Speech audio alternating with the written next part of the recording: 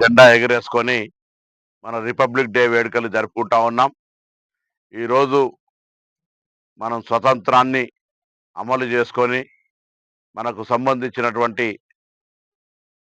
రాజ్యాంగానికి సంబంధించినటువంటి మౌలిక అంశాలను అమలు చేసుకుంటూ ముందుకు పోతున్నటువంటి సందర్భంలో ఇప్పుడున్నటువంటి పరిస్థితుల్లో ఆనాడు స్వాతంత్ర ఉద్యమం కోసం పోరాడే విధంగానైతే దేశానికి స్వాతంత్రం సాధించుకున్నామో, ఈనాడు మళ్ళీ రాజ్యాంగాన్ని రక్షించుకోవడానికి, ప్రజాస్వామ్యాన్ని కాపాడుకోవడానికి, మానవ హక్కులను కాపాడుకోవడానికి తిరిగి అందరూ కూడా మరొకసారి ఈ దేశ సమగ్రత కోసం పునరంకితం కావాల్సిన అవసరం ఉంది.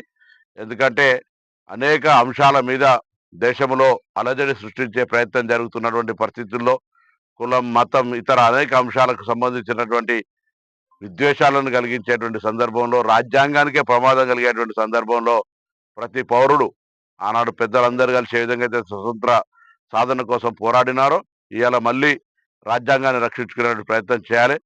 ఆనాడు తొలి ప్రధాని భారత నెహ్రూ గారు ఒక పంచవర్ష ప్రణాళికల ద్వారా వ్యవసాయక విప్లవం, పారిశ్రామిక విప్లవం, ఆనాడు విద్యకు సంబంధించినటువంటి అన్ని ఐఐటీలు, ఐఐఎంలు పెట్టినటువంటి కారణంగానే ప్రపంచ దేశాల్లో 100 మంది పెద్ద కంపెనీలకు సీఈఓలు ఇలా భారతీయులు ఉన్నారు. బాక్రా నంగల్ లాంటి ప్రాజెక్టులు, అనేకమైన నాగార్జున సాగర్ లాంటి ప్రాజెక్టు కట్టింది కాబట్టే తినడానికి ఆహార ధాన్యాల కరువు నుంచి ఇలా మనం ఎగుమతి చేసేటువంటి స్థానానికి ఎదిగినాం.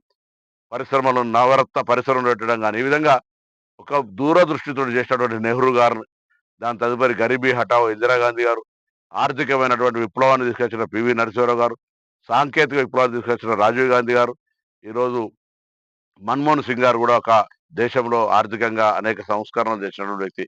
వీళ్ళందరి చూపిన మార్గం లోపల మరి కాంగ్రెస్ పార్టీకి సంబంధించి దేశ పౌరులుగా స్వతంత్రం సాధించినటువంటి పార్టీగా అందరం కూడా మరొకసారి పునరంకితం కావాలని సందర్భంగా కోరుతూ అందరికీ రిపబ్లిక్ డే శుభాకాంక్షలు.